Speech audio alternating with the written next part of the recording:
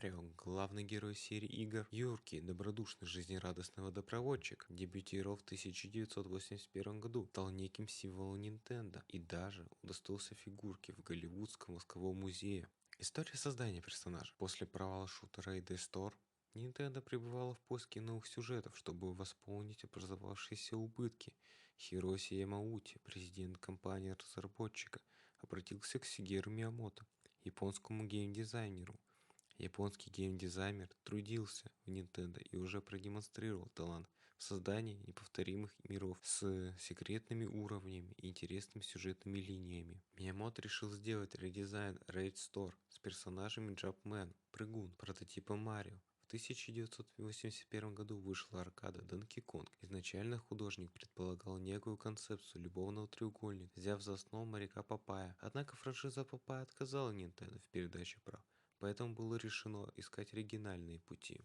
В первых наработках протагонистом Donkey Kong называли Асаном или Джапмен, в переводе прыгун. Он характеризовался как мужчина средних лет с набором способностей, главной из которых остается умение прыгать и проникать в подземелья.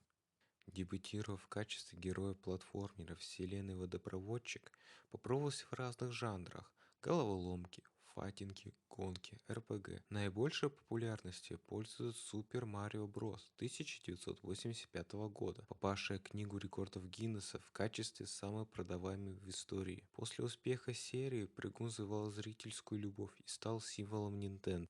Интересно, что оригинальная игра была выпущена для платформы Famicom в странах бывшего СССР, России, Украине, Казахстане.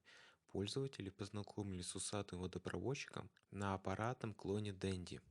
Картинка героя содержит узнаваемые черты: усы, кепку, комбинезон. Стоит учитывать, что на момент создания технические ограничения коренным образом повлияли на внешность.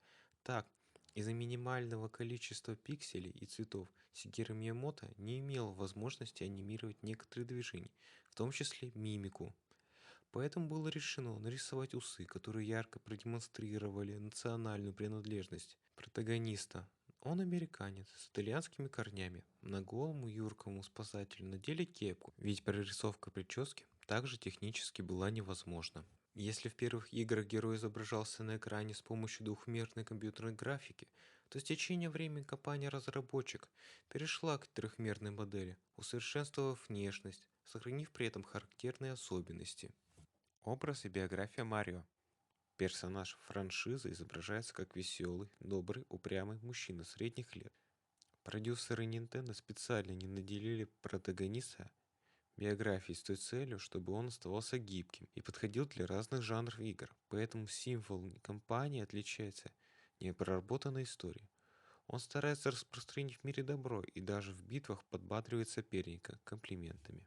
Как и другие протагонисты франшизы, герой мало разговаривает. Фразы звучат как на чистом английском, так и на ломаном, с признаками итальянского акцента.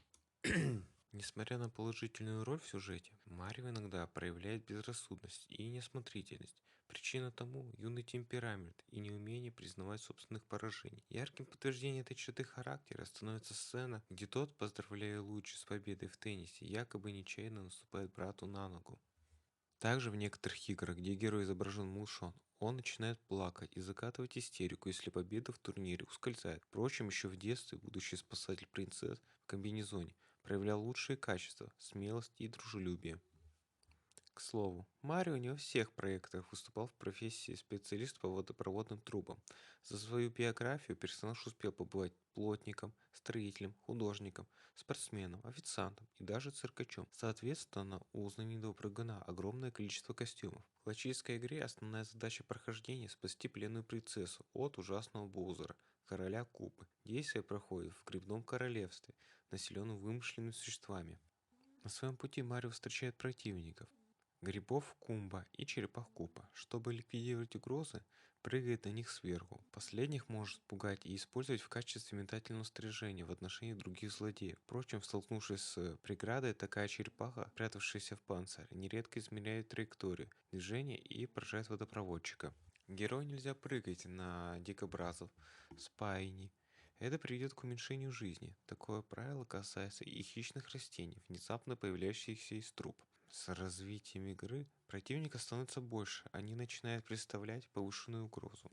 На помощь добродушному прыгуну приходят бонусы, спрятанные в блоках, либо в секретных хранилищах. Благодаря им протагонист получает новую жизнь. Если же находит оранжевый гриб, то увеличивается в размерах, становится сильнее и принимает форму Супер Марио, а также получает шанс найти цветок и стрелять по опасным созданиям. А поймав звезду в течение небольшого промежутка времени, обретает бессмертие. Приключения персонажа заканчиваются возле озера Славы, где тот встречает дракона Боузера. Меняется музыка с ритмичной зажигательной на мрачную и волнующуюся. Антагонист франшизы выдыхает огонь, ставит ловушки и заставляет героя сильно попотеть на пути к принцессе.